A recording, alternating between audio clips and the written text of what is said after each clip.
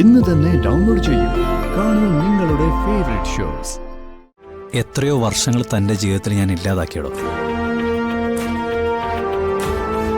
തൻ്റെ എത്ര സന്തോഷ നിമിഷങ്ങൾ ഞാൻ തല്ലിക്കെടുത്തി. അതിനു പകരം എൻ്റെ ജീവൻ വരെ തരാൻ ഞാൻ തയ്യാറാണ്.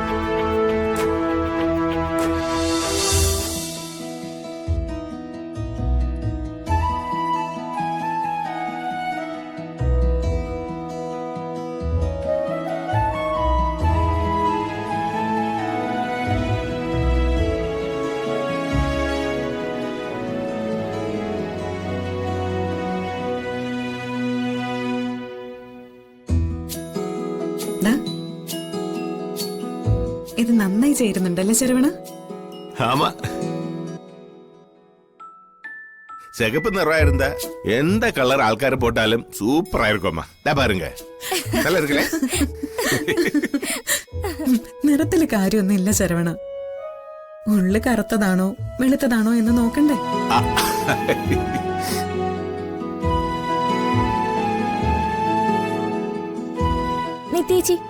നിത്യേച്ചിക്ക് ഈ കളർ ഒരു സാരിയില്ലേ? ഏകദേശം ഇതേ പ്രിന്റ്. ആ ഉണ്ട്,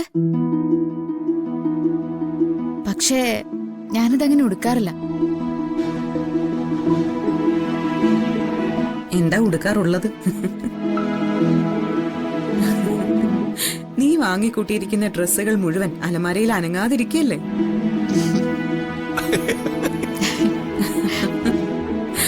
എന്നിട്ടൊരു 4-5 സാരി മാറി മാറി ഉടുക്കും. ചോദിച്ചെന്താ പറയാ? സ്കൂൾ ടീച്ചറാണ്, ഒരുപാട് ആഡംബരം പാടില്ലെന്ന്. അത് പിന്നെ അങ്ങനെയല്ലേ വേണ്ടത്.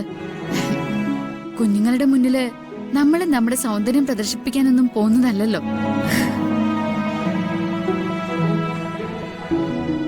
സാരിയുടെ കാര്യം പറഞ്ഞിട്ടാണെങ്കിലും നിത്യേച്ചി ഒന്നും മിണ്ടി തുടങ്ങിയല്ലോ. അതാ ശരിക്കും നന്നായത്. എനിക്ക് മിണ്ടുന്നതിന് എന്താ കുഴപ്പം? നീ എന്താ വിചാരിച്ചേ? നിന്റെ കല്യാണക്കാര്യത്തിൽ എനിക്കൊട്ടും സന്തോഷമില്ലെന്നാണോ? എനിക്ക് പറയാനുള്ളതൊക്കെ ഞാൻ മനുവിനോട് പറഞ്ഞിട്ടുണ്ട്. അത് നീ അവനോട് ചോദിച്ചാ മതി.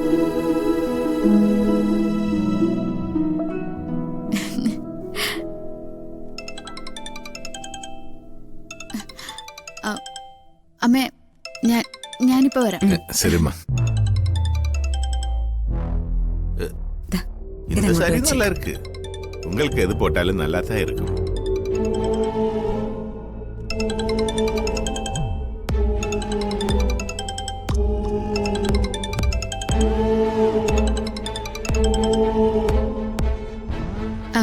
ഹലോ, ഞാനടോ. എന്താ? ഞാനിപ്പോ വഴിയിൽ വെച്ചേ ആദിമോനെയും കല്യാണിയും കണ്ടു. അവര് നല്ല വിഷമത്തില. എന്തുപറ്റി? മനുവിന്റെ അച്ഛനും അമ്മയും ആദിയെ കൊണ്ടുപോകുന്ന കാര്യം അവന്റെ മുന്നിൽ വെച്ചല്ലേ പറഞ്ഞത്. അവനത് സഹിക്കാൻ പറ്റുന്നില്ല. കല്യാണയുടെ കാര്യം അങ്ങനെ തന്നെ. നമ്മൾ പിരിയേണ്ടി വരുമോ എന്നൊക്കെ ചോദിച്ച് രണ്ടാളും കരച്ചലിന്റെ വക്കത്തായിരുന്നു. അവരെന്നോടും ചോദിച്ചു. ഞാൻ മോന് വാക്കു കൊടുത്തു, നിങ്ങൾ തമ്മിൽ പിരിയേണ്ടി വരില്ലാന്ന്. ആദ്യമോൻ എപ്പോഴും തൻ്റെ കൂടെ തന്നെ ഉണ്ടാവണം. അവന്റെ അമ്മ താന.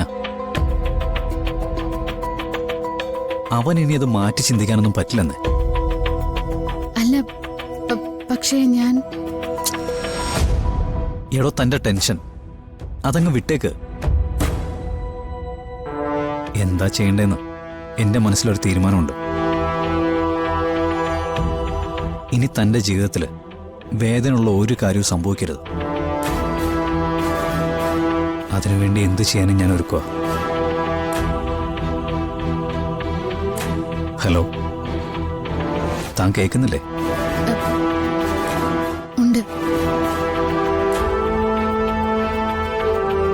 വീട്ടിൽ തുടങ്ങിയപ്പോഴാ മനസ്സിലായത് കടങ്ങൾ ഒരുപാടുണ്ടെന്ന്. എത്രയോ വർഷങ്ങൾ തൻ്റെ ജീവിതത്തിൽ ഞാൻ ഇല്ലാതാക്കിയടോ. തൻ്റെ എത്ര സന്തോഷ നിമിഷങ്ങൾ ഞാൻ തല്ലിക്കെടുത്തി. അതിനു പകരം എൻ്റെ ജീവൻ വരെ തരാൻ ഞാൻ തയ്യാറാ.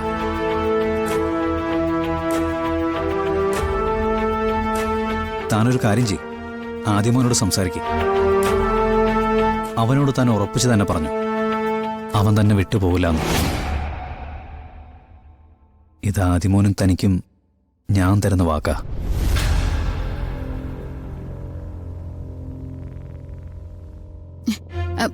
ശരി, പിന്നെ വിളിക്കാം. ഹലോ, ആര്? അത് സ്കൂളിലൊരു ടീച്ചറാ. 3-4 ദിവസമായിട്ട് ലീവല്ലേ, അതിന്റെ കാര്യം എന്താണെന്ന് ചോദിച്ചതാ.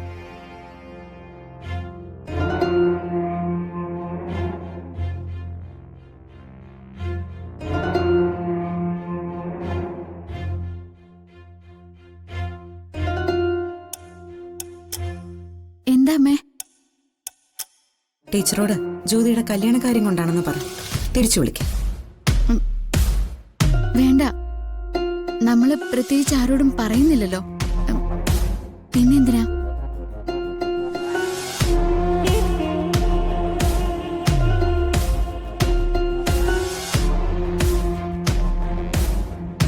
എനിക്കൊരു വിശ്വാസം ഉണ്ടായിരുന്നു, എന്നോട് നീ ഒരു കള്ളവും പറയില്ലെന്ന്.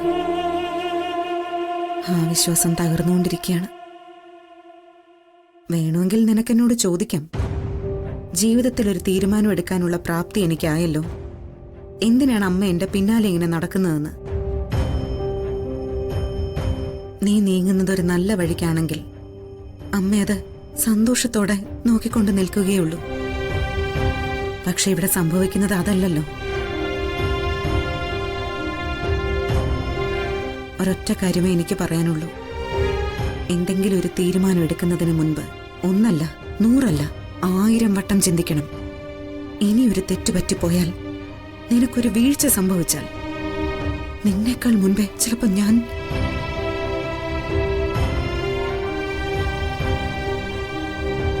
എനിക്കതിൽ പേടിയൊന്നുമില്ല. അത് നിനക്ക് വേണ്ടിയായിരിക്കണമെന്ന് മാത്രമേ ഉള്ളൂ.